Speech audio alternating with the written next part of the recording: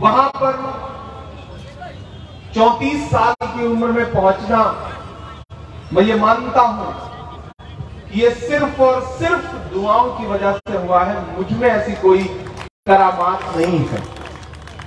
और जिस शख्स ने ये काम किया है, मैं उसके लिए कुछ क्या ज्यादा बोलूं, मैं तो बस इतना कहूंगा कि खौफ नहीं जिसे मुरझाने का, मैं उस गुल के साथ खड़ा हूं। आरिफ भाई ने कहा ना कि राहुल गांधी ने आप पे जो भरोसा जताया है और आपको खड़े रहना है, मैं तो आरिफ भाई अल्लाह पूरे हिंदुस्तान में जाके ये कह रहा हूं कि खौफ नहीं जिसे मुरझाने का, मैं उस गुल के साथ खड़ा हूं। खौफ नहीं जिसे मुरझाने का, मैं उस गुल के साथ खड़ा हूं। कैसा भी दौर आए लेकिन मैं राहुल के साथ खड़ा हूं। कैसा भी दौर आए लेकिन मैं राहुल के साथ खड़ा हूं। कल भी खुल के साथ खड़ा था, आज भी खुल के साथ खड़ा हूं। कैसा भी दौर आए लेकिन मैं राहुल के साथ खड़ा हूं। भोपाल वालों, आज कुछ बहुत ज्यादा आपसे गुफ्तगू नहीं करनी है। सुरेश पचौरी जी ने, आरिफ भाई ने लगभग सारी बातें कर ली है। मैं तो बस आपसे 2-3 बातें कर रहा हूं। एक आध नस्ल भी सुना दूंगा, आया हूं तो नहीं सुनाऊंगा, आपको लगेगा कि इमरान बदल गए हैं। तो मैं कोशिश करूंगा कि मैं बदला हुआ इमरान ना लगूं, पुराना इमरान लगूं। बस आपसे 2-3 बातें ये कहना चाहता हूं। आप 4 साल से आरिफ मसूद को परख रहे, जांच रहे, और मैं यहां से तकरीबन 1000 किलोमीटर दूर बैठ करके भी मेरी नजरें रहती हैं इस विधानसभा पर, भोपाल पर, मध्य प्रदेश पर। और मैं ये बात ईमानदारी से कह रहा हूं, मेरे इनसे रिश्ते हैं, मैं इसलिए इनकी तारीफ नहीं कर रहा हूं। मैंने हिंदुस्तान की सियासत में बहुत कम लोग ऐसे देखे हैं जो अपने लोगों का, अपनी विधानसभा के लोगों का, अपने मतदाताओं का इतना ख्याल रखता हो। अरे भाई, मुझे वो लम्हा याद है कि जब आप इकबाल मैदान में जब शरीयत में मुदाखलत की कोशिश की जा रही थी, जब हुजूर की शान में गुस्ताखियां करने वाले लोग अलग-ऐलान बोल रहे थे और पूरा मुल्क चुप था, लोग आवाज नहीं बुलंद कर रहे थे, उस वक्त भी आपने परवाह नहीं की कि हश्र क्या होगा। आपने बस ये कहा कि मैं ये बर्दाश्त नहीं कर सकता। मुझे याद है वो दिन कि हम बिहार चुनाव में थे, आपको वहां एआईसीसी ने ऑब्जर्वर बना के बुलाया था, और वही वो लम्हा है जब खबर आई थी कि आपका कॉलेज तोड़ा जाएगा, ढहाया जाएगा। मैं उन लम्हों में आरिफ मसूद के साथ था। मैं आरिफ मसूद को इसलिए भी पसंद करता हूं, लोगों के फोन आते थे परेशानी भरे के स्कूल गिराया जा रहा है, तब आरिफ मसूद कहते थे कि जिनकी बात करने की वजह से स्कूल गिराने की कोशिश की जा रही है, उनके लिए तो स्कूल क्या, आल औलाद भी कुर्बान करना पड़े तो कुर्बान कर दूंगा। मैं आरिफ मसूद को इसलिए पसंद करता हूं कि आरिफ मसूद ईमानदार है। मुझे खुशी है कि दलित भाइयों के लिए अपनी विधानसभा में जो काम करके आरिफ मसूद ने दिखाया है, मुझे लगता है कि पूरे हिंदुस्तान के कांग्रेस के हर विधायक को यह बात माननी चाहिए, अपनानी चाहिए और अपनी विधानसभा के दलित भाइयों के साथ इसी तरह से इंसाफ करना चाहिए। बहनों के लिए राखी लेकर के आरिफ मसूद खड़े हैं। आरिफ मसूद को जब मैं देखता हूं तो मुझे अशोक साहिल का शेर याद आता है। इमेज कुछ भी बनाई गई हो, लेकिन जब जब मैं आरिफ मसूद के एक काम देखता हूं तो मुझे अशोक साहिल याद आते हैं कि मैं तुम्हें अपने उसूलों की कसम देता हूं, मैं तुम्हें अपने उसूलों की कसम देता हूं, मुझको मजहब के तराजू में न तौला जाए, मैंने इंसान ही रहने की कसम खाई है, मुझको हिंदू या मुसलमान न समझा जाए।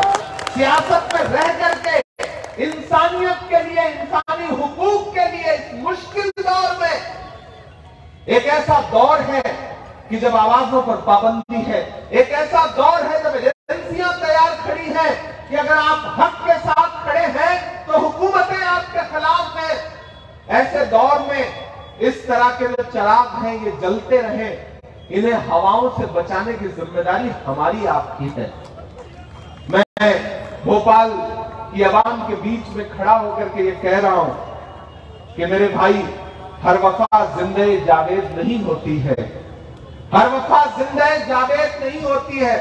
आरिफ भाई, बार बार आप चिंटुओं का जिक्र कर रहे थे, कभी भाजपा के चिंटू और कभी यहाँ जो छोटे छोटे चिंटू हैं, ये रहेंगे, इनका काम ही यही है, इनकी खुराक यही है। ये व्हाट्सएप पर, सोशल मीडिया पे कुछ नहीं लिखेंगे तो इनको खाना नहीं हजम होगा। लेकिन सबको पता है कि उनकी हैसियत कितनी है, हमें भी पता है। उन्हें लगता है कि उन्होंने व्हाट्सएप पे एक मैसेज ग्रुप में डाल दिया तो उन्होंने दुनिया फतेह कर ली। उन्हें पता ही नहीं कि दुनिया किस मकाम पे खड़ी है, उन्हें पता ही नहीं है कि साजिशें कितनी बड़ी हैं, उन्हें पता ही नहीं है कि ऐवानों में बैठी हुई हुकूमतें तुम्हारे खिलाफ प्लानिंग क्या कर रही है। वो कुएं के मेढक हैं, कुएं में घूम के टर टर कर रहे हैं और उन्हें लगता है कि दुनिया यही कुआं है। उन्हें जिस दिन निकाल के समंदर में डाला जाएगा तब उन्हें पता चलेगा कि दुनिया कितनी बड़ी है और उस समंदर में किस किस तरह के खतरनाक मंसूबे हैं। तो बहुत परवाह मत करिए, इनका बहुत लोट मत लीजिए।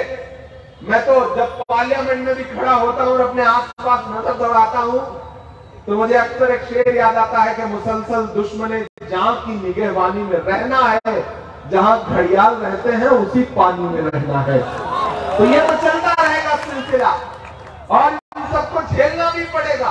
भोपाल वालों बस इतना याद रखना कि हर वफा जिंदे जावेद नहीं होती है, दिल का हर जख्म कहीं दिल का कमल बनता है। जब शहंशाह भी हो, इश्क भी हो, दौलत भी, तब कहीं जाके कोई ताजमहल बनता है। ये जो 4 साल पहले आपने एक पौधा लगाया तो इसे बहुत पहले आपने, लेकिन 4 साल पहले आपने इसे सच में रोपा और उगने का मौका दिया। आज जब वो एक सायादार दरख्त बन चुका है, घना दरख्त बन चुका है कि आज उसके साये में तमाम लोग महफूज महसूस कर रहे हैं। ऐसे वक्त में अगर आपके बीच का कोई मीर जाफर आकर के ये कहे कि आरिफ मसूद को नुकसान पहुंचाना है तो नहीं, फिर जिम्मेदारी आपकी बनती है। फिर मेरी शिकायत आपसे रहेगी। अगर आप किसी बहकावे में आ गए तो फिर शिकायत मेरी आपसे रहेगी। ये जो वक्त है, इस वक्त में सिर्फ इमरान प्रतापगढ़ी, सुरेश पचौरी जी या फिर आरिफ मसूद नहीं कर पाएंगे अकेले इस लड़ाई को। इस लड़ाई को आपको भी लड़ना पड़ेगा। और मैं ये मंजर देख के आ रहा हूं दिल्ली में। परसों हुआ क्या कि 4 दिन पहले जब एमसीडी का रिजल्ट आया तो कांग्रेस के 9 पार्षद जीते। एक दिन बाद झाड़ू वाले ने सफाई करते हुए 2 पार्षदों को अपनी तरफ मिला लिया। 24 घंटे नहीं बीते थे इलेक्शन के रिजल्ट के, लेकिन मैं ऐसा मंजर बता रहा हूं आपको कि जैसे ही वो दोनों पार्षद गए आम आदमी पार्टी के ऑफिस में और उन्होंने पटका पहना और फोटो वायरल हुई। मुस्तफाबाद वहां पे विधानसभा है, वहां के सैकड़ों लोग हाथों में डंडा लेकर के निकल आए और पार्षद के घर के बाहर पहुंचे और उन्होंने कहा कि तुम्हें वोट हमने कांग्रेस के लिए दिया है, चुपचाप कांग्रेस में वापस लौटा दी, उनमें हमसे बुरा कोई नहीं होगा। यकीन जानिए, मैं यहां खड़ा होकर के भोपाल में दिल्ली के मुस्तफाबाद की आवाम का शुक्रिया अदा करूंगा कि जिसको कहते हैं ना कि डंडा लेके बटोर के वापस ले आए कांग्रेस में, और रात के 2 बजे मैंने उन पार्षदों को फिर से कांग्रेस का पटका पहना करके ज्वाइन करवाया। ये 6 घंटे में हुआ है। ये है आवाम की बेदारी, मैं भोपाल से इसी बेदारी की तवक्को करता हूं, मैं भोपाल से इसी जागरूकता की उम्मीद करता हूं, क्योंकि हुकूमतों के मंसूबे बहुत बुरे हैं, उनकी साजिशें बहुत बुरी हैं। जब वो जान जाते हैं कि सीधे लड़के नहीं हरा पाएंगे, तो चंद लोगों को प्लांट किया जाता है आपके बीच में। आपको आगाह रहना है, आपको लगातार जागरूक रहना है और इस तरह की हर साजिश का मुकाबला करना है।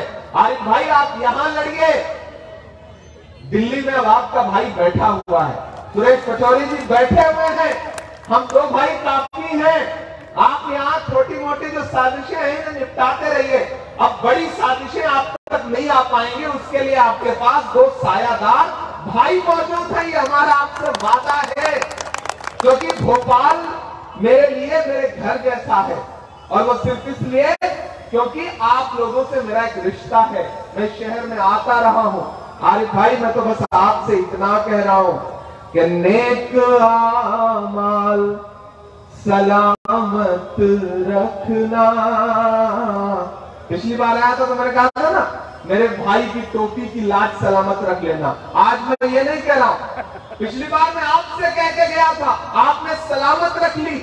अब मैं आरिफ मसूद साहब से कह रहा हूं कि नेक आमाल सलामत रखना, नेक आमाल सलामत रखना, दिल के जंजाल सलामत रखना, तेरे हाथों में सौंपता हूं इसे, तेरे हाथों में सौंपता हूं इसे, मेरा भोपाल सलामत रखना, मेरा भोपाल सलामत रखना, नेक आमाल सलामत रखना।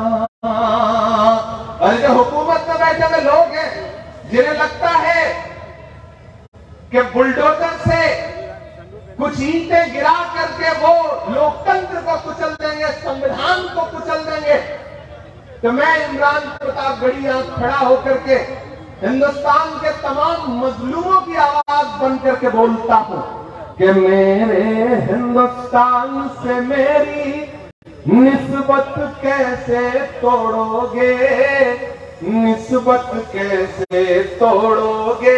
अब मैं अपने रंग में आ रहा हूं, आप भी अपने रंग में आइए।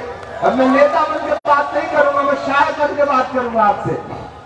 यहाँ बैठे हुए सुरेश पचौरी जी, माइनॉरिटी डिपार्टमेंट के हमारे स्टेट चेयरमैन शेख हलीम साहब, अतर साहब, नफीस भाई, बाकी जो भी यहाँ पे जिम्मेदारान बैठे हैं, मैं थोड़ी देर के लिए शायर बनता हूँ, आप भी थोड़ी देर के लिए मेरे चाहने वाले बन जाइए, जैसे आप हमेशा से हुआ करते हैं। मैं नज़्म सुनाता हूँ, जिन्हें ये लगता है कि वो आवाज दबा देंगे, जिन्हें ये लगता है कि वो चंद ईंटें गिरा करके सोचते हैं कि लोग डर जाएंगे, मैं उनसे ये कहना चाहता हूं कि मेरे हिंदुस्तान से मेरी निस्बत कैसे तोड़ोगे, निस्बत कैसे तोड़ोगे। अपनी आंखों में रखना खरगोन को, अपनी आंखों में रखना बाकी वो तमाम इलाके जिन्हें आप जानते हैं, समझते हैं। मैं बोल रहा हूं, मैं इसलिए जिंदा हूं कि मैं बोल रहा हूं। दुनिया किसी गूंगे की कहानी नहीं लिखती। जिन्हें ये लगता है कि इमरान सियासत में आने के बाद अपनी आवाज का लहजा नर्म कर लेगा या चुप हो जाएगा, मैं उनसे कहना चाहता हूं कि मैं इसीलिए सियासत में हूं क्योंकि मुझे मजलूमों की आवाज सड़क पर भी उठानी है और संसद में भी उठानी है। मैं इसीलिए सियासत में हूं। तब मैं ये नज़्म सुनाता हूं आपको कि मेरे हिंदुस्तान से मेरी निस्बत कैसे तोड़ोगे, निस्बत कैसे तोड़ोगे। तैयार रहना अगले मिसरे पे, यहां से लेकर के पीछे तक, इस तरफ भी। मेरे हिंदुस्तान से मेरी निस्बत कैसे तोड़ोगे, मेरे हिंदुस्तान से मेरी निस्बत कैसे तोड़ोगे। छत तोड़ोगे लेकिन हिम्मत कैसे तोड़ोगे, मेरे हिंदुस्तान से मेरी निस्बत कैसे तोड़ोगे, निस्बत कैसे तोड़ोगे, मेरे हिंदुस्तान से मेरी निस्बत कैसे तोड़ोगे, छत तोड़ोगे लेकिन मेरी हिम्मत कैसे तोड़ोगे, मेरे हिंदुस्तान। पहला बंद पढ़ता हूं शब्द का कि तुमने मेरे देश का सारा ताना बाना तोड़ दिया।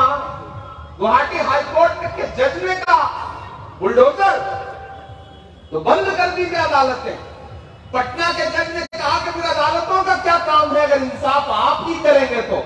तब मैं बोलता हूं कि तुमने मेरे देश का सारा ताना बाना तोड़ दिया, तुमने मेरे देश का सारा ताना बाना तोड़ दिया, प्यार मोहब्बत वाला तुमने हर अफसाना तोड़ दिया, पर तुमसे नहीं टूटेगा मेरा भारत कैसे तोड़ोगे, छत तोड़ोगे लेकिन मेरी हिम्मत कैसे तोड़ोगे, मेरे हिंदुस्तान से मेरी निस्बत कैसे तोड़ोगे, निस्बत कैसे तोड़ोगे। कि एक तरफ मगरूर हुकूमत के जालिम बुलडोजर है, मध्य प्रदेश वालों, भोपाल वालों, एक तरफ मगरूर हुकूमत के जालिम बुलडोजर है, एक तरफ कुछ मजलूमों के सहमे छप्पर है, पर जालिम कहने की जुर्रत कैसे तोड़ोगे, छत तोड़ोगे लेकिन मेरी हिम्मत कैसे तोड़ोगे, मेरे हिंदुस्तान से मेरी निस्बत कैसे तोड़ोगे, निस्बत कैसे तोड़ोगे। मैं चल रहा हूं कन्याकुमारी से राहुल गांधी जी के साथ। आप अंदाजा लगाइए भोपाल वालों की एक शख्स हर दिन 25 किलोमीटर पैदल चल रहा है, ये कहते हुए कि नफरत छोड़ो भारत जोड़ो। मैं कल बैठा था एक डिबेट में भाजपा के एक बड़े प्रवक्ता कि टूटा कहां है भारत जो जोड़ने की जरूरत है। मैंने कहा सिर्फ भौगोलिक रूप से नहीं टूटा है, तुमने जो समाजों को तोड़ा है, जो लोगों के बीच में नफरतें फैलाई हैं, अमीर और गरीब के बीच का रिश्ता तोड़ दिया है, महंगाई इतनी बढ़ा दी है कि आम आदमी के पास खाने को नहीं रह गया। ऐसे में आप कह रहे हो कि जोड़ने की जरूरत कहां है। राहुल गांधी जी जो काम कर रहे हैं वो बहुत बड़ा है। एक पत्रकार ने मुझसे कहा इमरान साहब आप राहुल गांधी के साथ चल रहे हैं, आप क्या कहेंगे। मैंने कहा कि मैं अगर महात्मा गांधी के दौर में पैदा हुआ होता तो उनके साथ अंग्रेजों के खिलाफ पैदल चल रहा होता। मेरी खुशनसीबी है कि मैं इस दौर के गांधी के साथ पैदा हुआ हूँ, मैं राहुल गांधी के साथ पैदा हुआ हूँ। तो आज भारत जोड़ने के लिए उनके कदम से कदम मिलाकर के पैदल चल रहा हूँ। जो हर जालिम से टकराएगी वो आंधी बनाऊंगा, जो हर जालिम से टकराएगी वो आंधी बनाऊंगा। नए अंग्रेज आए हैं, नया गांधी बनाऊंगा। ये जो नया गांधी है जो एक टी शर्ट में भाजपा इतनी बौखला गई है पचौरी जी कि राहुल गांधी जी की टी शर्ट के रेट पता कर रही है। भाजपा के ऑफिशियल ट्विटर हैंडल से राहुल गांधी जी के टी शर्ट की फोटो पोस्ट होती है। पिछले 3 महीने से यात्रा चल रही है। इन 3 महीनों में नरेंद्र मोदी जी ने कम से कम 200 बार कपड़े बदले होंगे, कम से कम 50 रंग के कपड़े बदले होंगे, लेकिन एक शख्स निकला है। एक सफेद कलर की टी शर्ट है, एक ट्राउजर है और पूरी भाजपा परेशान है। याद है नरेंद्र मोदी जी कहते थे वो तो राजकुमार है, शहजादा है, लेकिन आज उसी राजकुमार, उसी शहजादे ने तथाकथित जो इनके शब्दों में आज वो हिंदुस्तान की सड़कों की धूल फांकता हुआ, एक एक इंसान को गले लगाता हुआ पूरे भारत में आगे बढ़ता जा रहा है। अब तक 2500 किलोमीटर पैदल चल चुका है वो शख्स, 2500 किलोमीटर, सिर्फ एक नारा, नफरत छोड़ो, भारत जोड़ो। मैं दबा रहा हूं भोपाल वालों, मेरे रोंगटे खड़े हैं ये बात बताते हुए कि रायचूर के पास बेल्लारी में यात्रा गुजर रही थी, मैं राहुल जी के साथ चल रहा था पड़ोस में, मैंने देखा कि तकरीबन 70 साल की एक बुजुर्ग मां है, वो सड़क के किनारे खड़ी थी, भीड़ थी, धक्का लग रहा था, एकाएक राहुल जी की नजर पड़ी, राहुल जी ने उन्हें अपने करीब बुला लिया कि अम्मा आइए आप। तो वो अपने हाथ में उन्होंने कुछ ले रखा था, सिक्योरिटी वालों को लगा कि पता नहीं क्या है, तो वो चेक करने लगे। राहुल जी ने मना किया कि चेक मत करिए, उन्हें बुलाया। जब वो पास आई तो जानते उनके हाथ में क्या था? 2 खीरा था उनके हाथ में, खीरा की कड़ी, आप समझते होंगे, खाने वाला। तो राहुल जी के लिए, सबके लिए बहुत हैरत वाली बात थी कि एक 70 साल की बुजुर्ग मां अपने हाथ में खीरा लेकर के आई है। तो राहुल जी ने कहा कि अम्मा ये क्या है? तो उस बूढ़ी मां ने जो बात कही वो सुनना भोपाल वालों। उन्होंने राहुल जी से कहा कि बेटा मेरे पास और कुछ था नहीं, ये जो खीरा है वो उस खेत का है कि जब तुम्हारी दादी इंदिरा गांधी ने भूमि सुधार उन्मूलन कानून लाया था तो मुझे थोड़ा सा खेत मिला था, ये उस खेत का उगाया हुआ खीरा है जो मैं तुम्हारे लिए लेके आई हूं। मेरे भाई मैं ऐसे ऐसे मंजर देख के आया हूं। जानते हो क्यों परेशान है भाजपा? कल उनके बड़े प्रवक्ता ने कहा कि राहुल गांधी जी तो बहुत लंबी यात्रा पे निकले हैं, चुनावी स्टेट में नहीं आ रहे। मैंने कहा बिना आए हिमाचल हार गए आप, जहां से नड्डा जी आते हैं। अच्छा नरेंद्र मोदी जी गुजरात जीते तो बड़ी बड़ी फोटो चैनलों पे चली नरेंद्र मोदी जी की, लेकिन हिमाचल हारे तो हारने पे फोटो नहीं लगी, वहां लगी नड्डा जी की। ये जो मीडिया जो खुराफात करता है, इस खुराफात को समझिएगा। तो मैंने उनसे कहा कि मेरे भाई राहुल गांधी इस बार बहुत लंबी सोच के साथ निकले हैं। वो जानते हैं कि इस देश से जब तक नफरत कम नहीं होगी तब तक भाजपा कम नहीं होगी। वो नफरत कम करने के लिए निकले हैं, वो डर कम करने के लिए निकले हैं। और हालत ये है कि राहुल गांधी जी की दाढ़ी पे कमेंट, राहुल गांधी जी की टी शर्ट पे कमेंट, ट्राउजर पे कमेंट। मेरे भाई भारतीय जनता पार्टी के पास मुद्दे नहीं बचे, बौखला गई है भाजपा। राहुल गांधी जी की यात्रा से बौखला गई है भाजपा, जुड़ रहा है भारत। मैं देख के आया हूं, मैं गवाह हूं, इसलिए मैं आपसे कह रहा हूं कि आने वाले दिनों में मध्य प्रदेश में जो लोकतंत्र के लुटेरे हैं, जिन्होंने सरकार लूटी थी, उन्हें भी बदलना है। और अगर आपने यहां बदलाव कर दिया तो मेरे भाई आप ये भी देखिएगा कि 2024 में दिल्ली की तख्ती और दिल्ली की कुर्सी भी बदलेगी। और तब कितना खूबसूरत मौका होगा कि यहाँ आरिफ मसूद मजबूत होंगे, दिल्ली में सुरेश पचौरी और इमरान प्रतापगढ़ी मजबूत होंगे।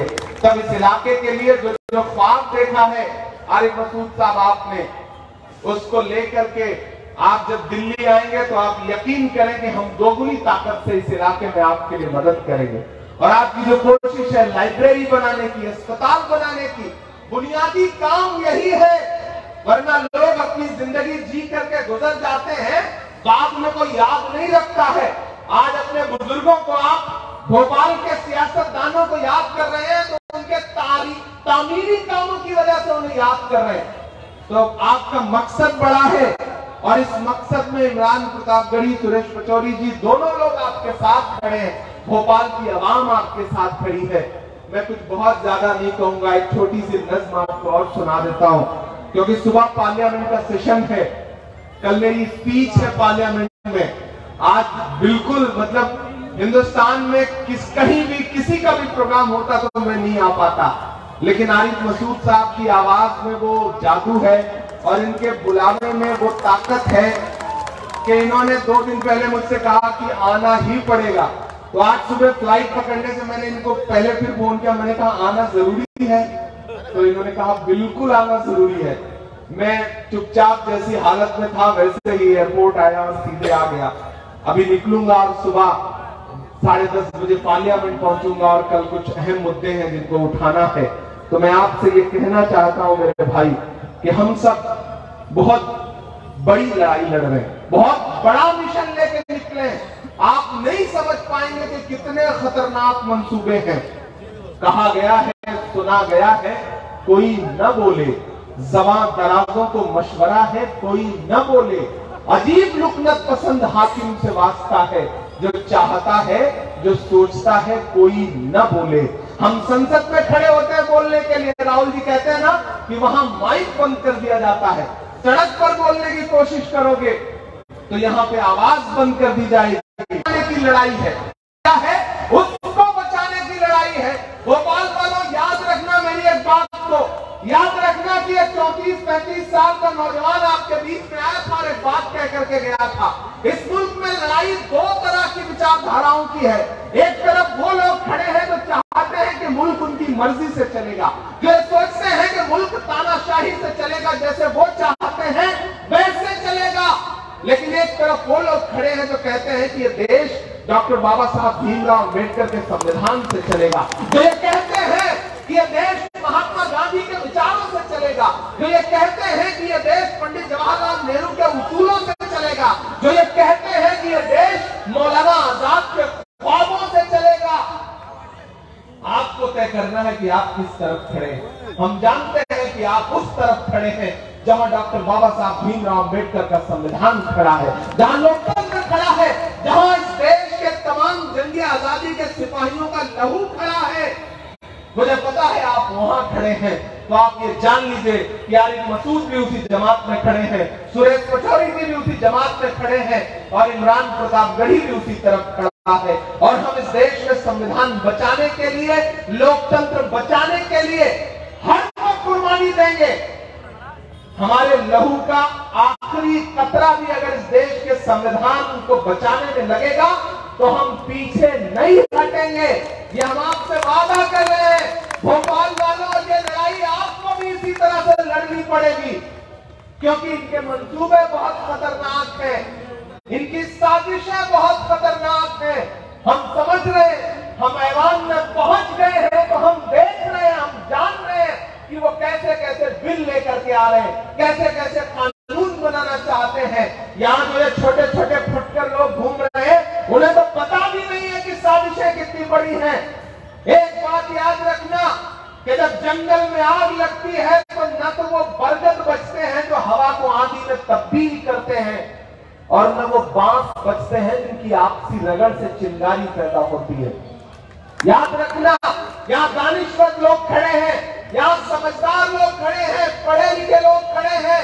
मैं फिर से दोहरा रहा हूं कि जब जंगल में आग लगती है तो न तो वो बरगद बचते हैं जो हवा को आंधी में तब्दील करते हैं, और न वो बांस बचते हैं जिनकी आपसी रगड़ से चिंगारी पैदा होती है। इसलिए ऐसे जो भी लोग हैं, मैं उनसे बतौर मोहब्बत ये कहना चाहता हूं कि मैं देख के आया हूं गुजरात में, मैं देख के आया हूं बाकी सूबों में किस तरह की साजिशें, किस तरह की प्लानिंग होती है। एक विधायक हुआ करता है अहमदाबाद में, विधायक थे हमारे भाई, 3 बार से विधायक थे, गयासुद्दीन शेख। गए वहां पर कुछ लोग, अपनी कयामत का नारा बुलंद किया और 15 साल के विधायक को 4000-5000 वोट से हरा करके वापस लौट गए, 2000 वोट से। ये हो रहा है और इस साजिश से आपको महफूज रहना है भोपाल वालों। मैं बहुत मोहब्बत से आपसे ये बात कह रहा हूं। मैं एक आध नज़्म आपको सुनाता हूं। अच्छा, 2-3 सुनाना पड़ेगा। आरिफ भाई पूरी तरह नेता हो गए, इन्हें पता चल गया है कि पकड़ में आ गया है तो आज इसको जितना इससे काम लेना है काम ले लिया जाए। लेकिन ये मेरे भाई है और इनकी मोहब्बत है तो हम उसे टाल भी नहीं सकते हैं। झील में पानी बरसता है हमारे देश में, खेत पानी को तरसता है हमारे देश में, जिंदगी का हाल खस्ता है हमारे देश में, दूध महंगा, खून सस्ता है हमारे देश में। मैं खड़ा हूं, याद करिए वो नारा, एक नारा आया था ना कि ना खाऊंगा ना खाने दूंगा। किसका नारा था पता है ना? मेरे हाथ में सौंप दीजिए तिजोरी की चाबी, मैं देश नहीं लुटने दूंगा, चौकीदार बन करके आपकी सेवा करूंगा। याद है भाइयों बहनों? याद है? आज हालात जहां खड़े हैं, अब इमरान बोल रहा है कि कहां सोया है चौकीदार। ऐसा काम नहीं चलेगा। पता नहीं तो मुझे ऐसा लग रहा है वो कुरान पढ़ता था। जो इधर लोग खड़े हैं, जो बिल्कुल हाथ बांध के खड़े हैं, जो छतों पर है, जो उधर पीछे खड़े हैं, मैं सबको शामिल करता हूं कि कहां सोया है चौकीदार, कहां सोया है चौकीदार। गैस सिलेंडर की कीमत भी 1000 के पार, कहां सोया है चौकीदार, कहां सोया है चौकीदार। मैं शायर हूं तो मुझे थोड़ी सी छूट है, तो मैं कह ले रहा हूं कि चाय बेचने वाला,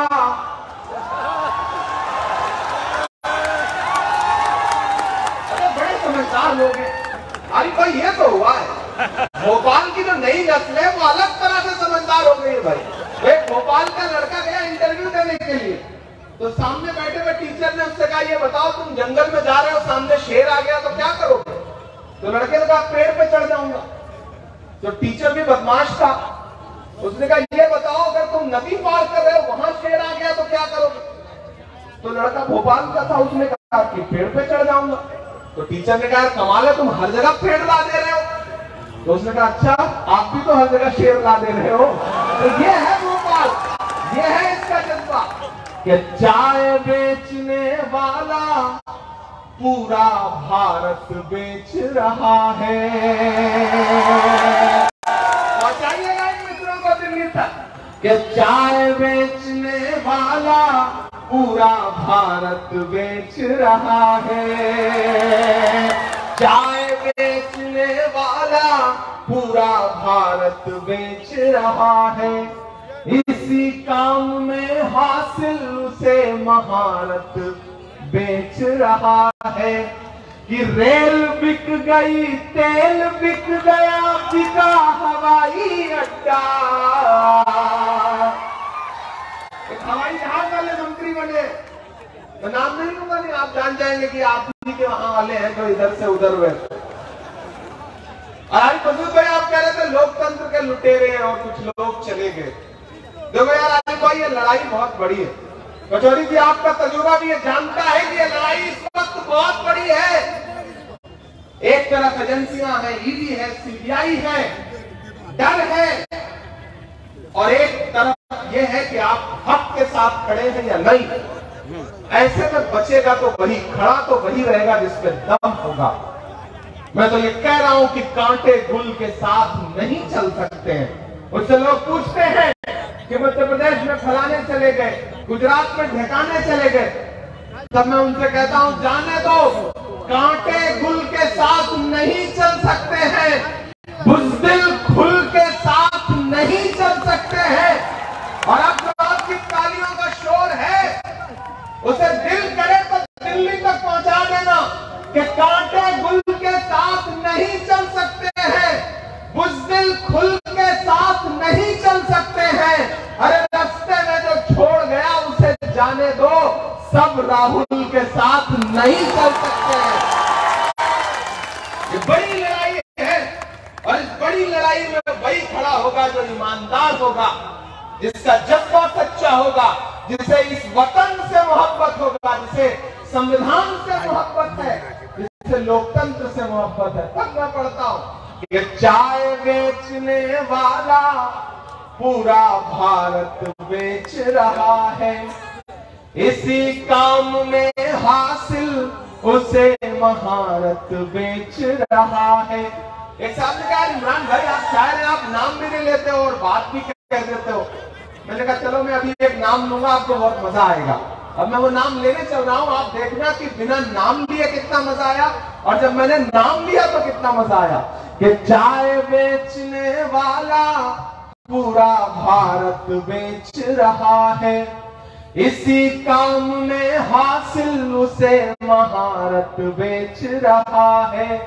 कि रेल बिक गई, तेल बिक गया, बिका हवाई अड्डा। रेल बिक गई, तेल बिक गया, बिका हवाई अड्डा। सब कुछ बिकता देख के खुश हैं अपने जेपी नड्डा। क्या जनता महंगाई की मारी करती हाहाकार, कहाँ सोया है चौकीदार, कहाँ सोया है चौकीदार। गैस सिलेंडर की कीमत भी 1000 के पार, पेट्रोल और डीजल भी देखो रहा सैकड़ा मार। कहाँ सोया है चौकीदार, कहाँ सोया है चौकीदार। अब एक नज़्म सुनाता हूं जो मेरे दिल के बड़े करीब है और बिल्कुल आपको उसमें लगेगा कि हाँ सिर्फ शायर बोल रहा है, सियासतदान नहीं बोल रहा है। मैं वो नज़्म आपको सुनाता हूं। इन दिनों में जब पार्लियामेंट जाता हूं, लाल किले के आसपास से गुजरता हूं और सियासत देखता हूं। अभी पिछले दिनों किसी एक फुटकर नेता का बयान था कि ये लाल किला तो ऐसा है वैसा है, ये ताजमहल तो ऐसा वैसा, ये वो। तब मैंने एक नज़्म कही। मैं कभी कभी सोचता हूं ये जो इमारतें हैं जो पूरी दुनिया में हिंदुस्तान की पहचान है, मैं दुनिया के किसी मुल्क में जाके जब मैं कहता हूं कि मैं हिंदुस्तान से आया हूं तो पूछते हैं कि हिंदुस्तान, वो हिंदुस्तान जहां ताजमहल है, वो हिंदुस्तान जहां ये इमारत है, वो इमारत है। तब मैं जब लाल किले की दीवारों के करीब से दिन गुजर रहा था तो मुझे लगा कि अगर लाल किला बोल पाता तो शायद यूं बोलता। अरे भाई सुनिएगा, शायद आपने ये नज़्म नहीं सुनी हो। तमाम साथी ऐसे हैं जिन्होंने शायद ये नज़्म नहीं सुनी होगी। मैं नज़्म सुनाता हूं। मैं लाल किला हूं,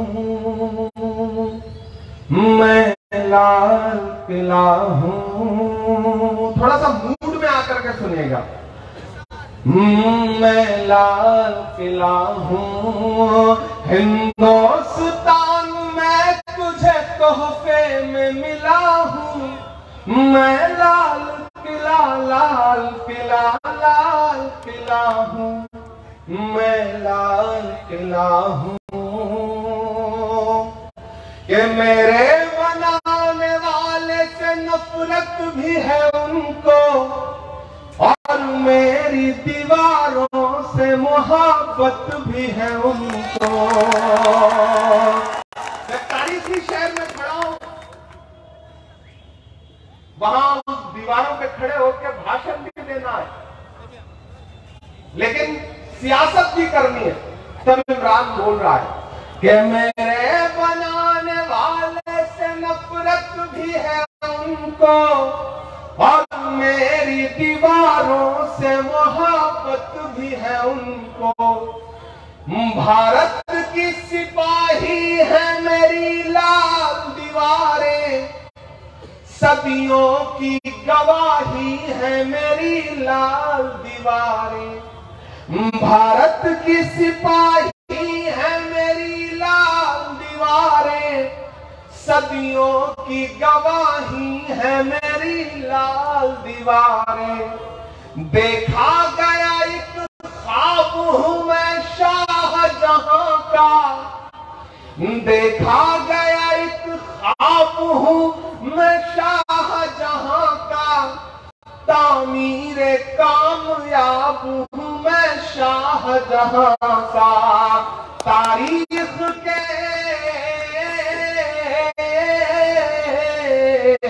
तारीख के पन्नों का मैं शिकवा हूं, गिला हूं। मैं लाल किला, लाल किला, लाल किला हूं, मैं लाल किला हूं।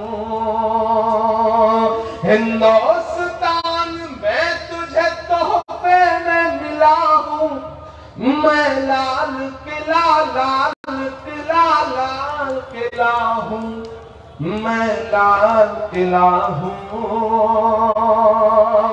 अब एक पंक्ति सुनना कि नेहरू के ख्यालों का निगहबान रहा हूँ मैं, लाल बहादुर का भी अरमान रहा हूँ। नेहरू के ख्यालों का निगहबान रहा हूँ मैं, लाल बहादुर का भी अरमान रहा हूँ। राजीव अटल सबके हूँ अल्फाज समेटे। अगला जो मिसरा है वो छू जाए तो मुझे बताना कि राजीव अटल सबके हूँ अल्फाज समेटे, खामोश समन मोहनी अंदाज समेटे। मैं इंदिरा के जज्बे सा फौलाद रहूंगा। अब तैयार है ना भोपाल वालों? मैं इंदिरा के जज्बे सा फौलाद रहूंगा। आबाद था आबाद हुआ आबाद रहूंगा। मैं इंदिरा के जज्बे सा फौलाद रहूंगा। आबाद था आबाद हुआ आबाद रहूंगा। मैं हिंद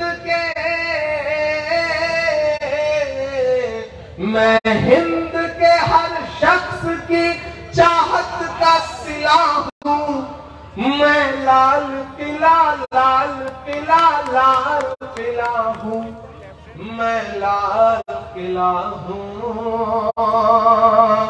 कुछ सत्र निकल के आते हैं, मुझे लगता है कि लाल किले पे अपना झंडा फहरा दो। मैं इमरान प्रतापगढ़ी, हिंदुस्तान का एक जिम्मेदार शहरी, एक शायर यहाँ खड़ा होकर के बोलता हूँ, और जो मैं बोल रहा हूँ उसे सच माना जाए। हमारे मुंह से जो निकले वही सदाकत है, हमारे मुंह में तुम्हारी जबान थोड़े है। तब मैं ये मिसरा पढ़ता हूँ कि बेशर्म सियासत की मैं तहरीर नहीं हूँ। अगला जो मिसरा है वो सच्चा हो तो आप फिर अपनी बेदारी एक एक मिसरे पे बताना मुझे कि बेशर्म सियासत की मैं तहरीर नहीं हूँ, सुन ले हुकूमत तेरी जागीर नहीं हो। और बेदारी चाहिए मुझे पीछे तक एक एक मिसरे पे कि बेशर्म सियासत की मैं तहरीर नहीं हूँ, सुन ले हुकूमत तेरी जागीर नहीं हूँ। नफरत के समंदर में मैं खो ही नहीं सकता, मैं एक किसी रंग का हो ही नहीं सकता। नफरत के समंदर में मैं खो ही नहीं सकता, मैं एक किसी रंग का हो ही नहीं सकता। अंदाज मेरा मस्त मलंगा ही रहेगा। अब यहाँ से वहां तक एक हाथ तो कसम है, कोई भी हाथ खामोश नहीं रहना चाहिए कि सुन ले हुकूमत तेरी जागीर नहीं हूँ, बेशर्म सियासत की मैं तहरीर नहीं हूँ। नफरत के समंदर में मैं खो ही नहीं सकता, मैं एक किसी रंग का हो ही नहीं सकता।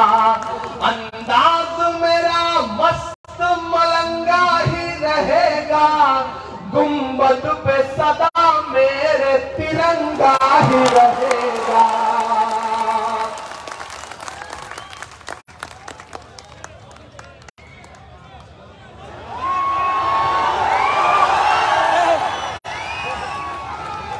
बंद कर दे, कि अभी ये तालियां बंद कर दे यार, बहुत देर हो यार। पूरे हिंदुस्तान में जाना चाहिए।